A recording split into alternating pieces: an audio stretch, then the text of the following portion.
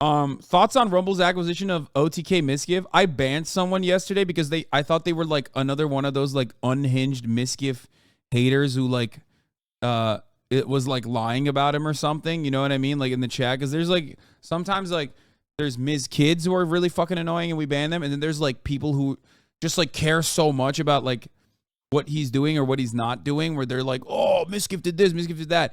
I literally thought it was fake. I thought it was fake when this dude was like spamming over and over again. Mizkif's going to Rumble. Mizkif's going to Rumble. Mizkif's going to Rumble. Mizkif's going to Rumble.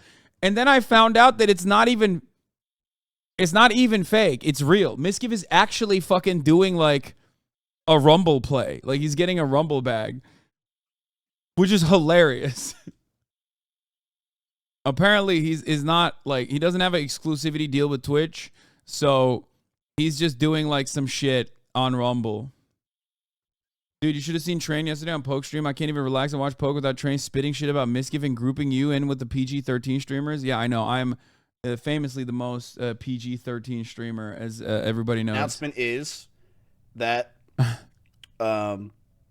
basically at the top of the hour, there's a 3-minute ad break. That's what he's going to say, pre-watched, okay? And if you no longer want to see those ads, you can go to Rumble. Or if you no longer want to see those ads and stay here, all you need to do is subscribe, which you can do for $5 or for free with a Twitch Prime. I will be twice a week.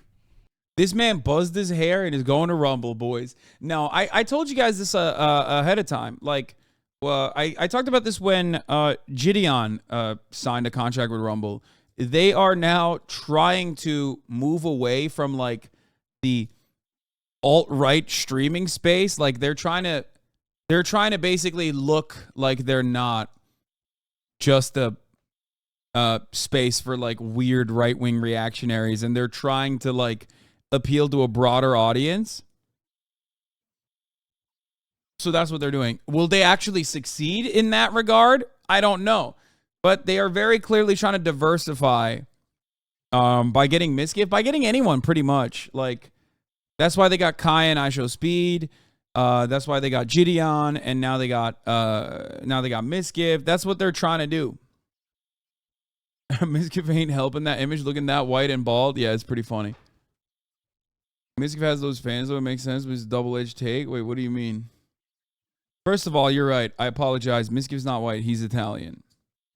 Just because they added a few drops of melon into the pool isn't going to change the Rumble audience's minds anytime soon. I do agree with that. I don't think that they are going to successfully rebrand and become like a normal streaming platform. But maybe, who knows? I mean, I don't think so though. I don't think that it'll be successful. Or for a few hours, and that's it. I will be, your Pog Champs can be ready. I will be streaming on Rumble. Yes. I'll be. Or by bringing unexposed users to the platform, they aim to convert them into alt-right content consumers. They are ideological or astroturf. No, I think I talked to some industry people a while back about this, where they like very seriously suggested Rumble as like as a player in the space that's like trying to grow, and I laughed at them, not realizing that they were legitimately trying to do this. And I'll tell you this much. They were like, yeah, they're a bunch of Canadian guys who like happen to grow a lot without intentionally growing a lot in this space. Like they didn't want to like originally be like the right-wing platform or whatever. But when they started making money that way, they just leaned into it. You know what I mean? And now they're trying to, I guess, like rebrand. Does that make sense? Money has no allegiance makes sense. Yeah, I think that they just want to grow more. Is it owned and funded by right-wing billionaires? I think Getter was the one that, I think Peter Thiel might have given them money too when he saw that they were like a right-wing space, if I'm not mistaken, or was it Getter? Anyway, the dudes are, Rumble has had foreign governments demand censorship of our creators, and even more disturbing, we've had U.S. companies demand censorship on behalf of foreign governments. One day there will be stories told on how we hold the line for American values. Yeah, they're still very much like an alt streaming service, but every aspect of like their signing, like every time they try to sign people, it shows me that they are absolutely trying to like become more normal. But they don't. It's again, it's fucking stupid because the more you try to say like, oh, we're a free speech platform, we're a free speech platform. Yeah, they went public via SPAC last year, and I think that's part of the reason why they're trying to do this. Yeah, Peter Thiel backed it once it became this like right wing area. Like once it became this right